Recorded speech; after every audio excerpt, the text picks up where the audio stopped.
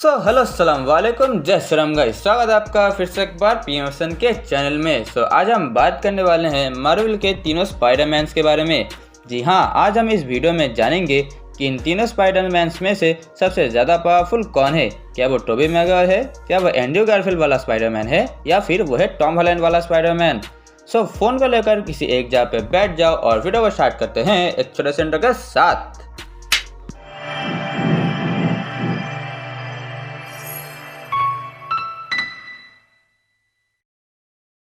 आओ सबसे पहले देखते हैं इन तीनों के स्ट्रेंथ को। बात करें अगर टोबी स्पाइडरमैन के स्ट्रेंथ की, तो उसे हमने स्पाइडरमैन 2 मूवी में एक ब्रेक फेल हुए ट्रेन को रोकते हुए देखा है और ये सीन मेरी सबसे फेवरेट है। It's not nostalgia. लोग कहेंगे कि शायद हम लोग उसे पहले से ही देखते आ रहे हैं इसीलिए वो हमें अच्छा लगता है। No bro, it's all about efforts. Literally बंदे ने क्या कुछ कोशिश नहीं की उस ट्रेन को रोकने के लिए। मतलब भाई की सूट की धज्जियां उड़ गई है, लोगों को पता चल गया है कि स्पाइडरमैन कौन है, बट उसको कुछ भी फर्क नहीं पड़ता। ही इज लाइक, अबे हटाओ यार, पहले लोगों को तो बचाओ। एंड एट द एंड वो उस ट्रेन को रोकने में भी सक्सेसफुल हो जाता है। और वहीं दूसरी तरफ अगर बात करें एंड्रयू स्पाइडरमैन की, तो उसके स्ट्रेंथ का एग्जाम्पल भी हमने बहुत ही अच्छी तरीके से देखा है द अमेजिंग स्पाइडरमैन 2 मूवी में, जब उसकी फाइनल फाइट होती है इलेक्ट्रो से। लिटरली ये बंदा सारे शहर के बिजलियों को अपने ऊपर लेता है सिर्फ और सिर्फ इलेक्ट्रो को डिफीट करने के लिए, और उसके बाद भी वो वहाँ से बच निकलता है। और ये सीन बस उसकी स्ट्रेंथ को ही नहीं बल्कि उसकी ड्यूरेबिलिटी को भी रिप्रेजेंट करती है, क्योंकि उतने सारे बिजलियों को कुछ देर तक होल्ड करके रखना कोई आम बात नहीं है। और अगर इसके अलावा कोई और यहाँ पर होता तब तो वो खुद ही जल चुका होता। बात करें अगर टॉम हॉलैंड स्पाइडरमैन की, तो उसकी स्ट्रेंथ का एग्जाम्पल भी हमने देखा है स्पाइडरमैन होमकमिंग मूवी में, जहां हमने उसे एक बोट को बचाते हुए देखा है। इस बेहतरीन सीन में तुम देख सकते हो कि यह बंदा कितना काम कर रहा है इस बोट को बचाने के लिए। फिर भी जब वो काम पूरा नहीं होता तो वो खुद अपने जान की परवाह ना करते हुए उस 2 हिस्से में बटे हुए शिप के बीच में लटक जाता है, बट एट द एंड उसे आयरन मैन की मदद लेनी पड़ती है। तो आओ अब बात करते हैं इन तीनों के स्पाइडर सेंस की। बात करें अगर टोबी स्पाइडरमैन के स्पाइडर सेंस की, तो इसका एग्जाम्पल हमने स्पाइडरमैन के फर्स्ट मूवी में ही देखा है, जब उसकी फाइट उसी के स्कूल के एक स्टूडेंट से होती है जिसका नाम है फ्लैश। जब फ्लैश टोबी को पीछे से पंच मारने की कोशिश करता है, उसके कुछ ही सेकंड्स पहले टोबी को पता चल जाता है और वो अपने आप को उस पंच से बचा लेता है। और इसके अलावा जब उसके सामने से मेरी जेन गुजरती है तभी वो फिगर आउट कर लेता है कि वो गिरने वाली है। इसके बाद हमारा स्पाइडरमैन ना कि सिर्फ अपने क्रश को बचाता है बल्कि उसके खाने को भी बचाता है ताकि वह भूखी ना मरे। बात करें अगर एंड्रयू स्पाइडरमैन के स्पाइडी सेंस की, तो मुझे ये लगता है कि टोबी से ज़्यादा स्पाइडी सेंस एंड्रयू स्पाइडरमैन के पास है।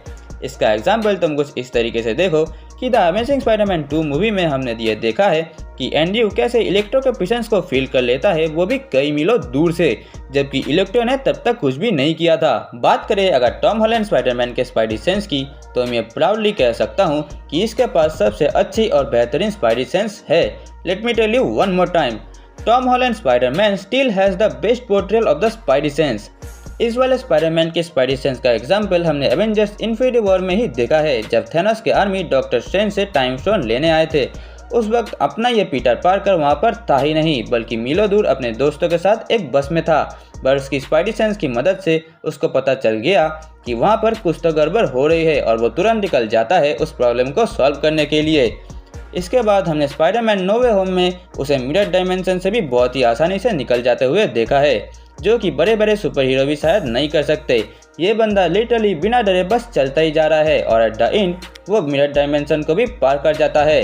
और अपने स्पाइडी सेंस की मदद से उसने नॉर्मैन की पर्सनैलिटी को भी चेंज करते हुए पकड़ लिया था। बस कुछ ही मिनट्स पहले, मतलब उस रूम में, उस घर में, ये किसी को भी पता नहीं चला कि कब नॉर्मैन की पर्सनैलिटी गॉब्लिन में चेंज हो गई, बट पीटर को ये पता चल गया सिर्फ और सिर्फ उसके स्पाइडी सेंस की मदद से। बात करें अगर इन तीनों के स्पाइडरमैन सूट की, तो हमें तो ये पता ही है कि सबसे अच्छा और बेहतरीन सूट टॉम हॉलैंड वाले स्पाइडरमैन के पास है। अब तुम लोग ये भी कह सकते हो कि टोबी के पास तो सिम्बियोट सूट भी है। देखो भाई, वो सिम्बियोट सूट जितना पावरफुल है उतना ही खतरनाक भी है, बट टॉम स्पाइडरमैन के पास उसकी आयरन स्पाइडर सूट है जिस पर एक एआई फिट करी हुई है। इस एआई की मदद से वो सामने वाले की कमजोरियों को पता लगा सकता है और उसको मारने की कई सारे पॉसिबिलिटीज को भी चेक कर सकता है। इसके अलावा इस सूट के मदद से अपना स्पाइडरमैन कहीं पर भी सांस ले सकता है, यहाँ तक कि स्पेस में भी। मतलब इस सूट में ऑल एंड एवरीथिंग गैजेट्स है जो कि इस सूट को एकदम परफेक्ट बनाती है। देखो इस कॉम्बिनेशन को देखते हुए मुझे तो ये लगता है कि टॉम हॉलैंड वाला स्पाइडरमैन ही जीतेगा, क्योंकि उसके पास बहुत ही अच्छी स्पाइडी सेंस और एडवांस स्पाइडरमैन सूट है और इसके अलावा उसके पास बहुत सारे एलियंस के साथ फाइट करने का एक्सपीरियंस भी रह चुका है। देखो मुझे ये तीनों स्पाइडरमैन ही अच्छे लगते हैं, ये नहीं कि इस कंपैरिजन में टॉम हॉलैंड वाला स्पाइडरमैन जीता तो मैं इन दोनों को पसंद नहीं करता।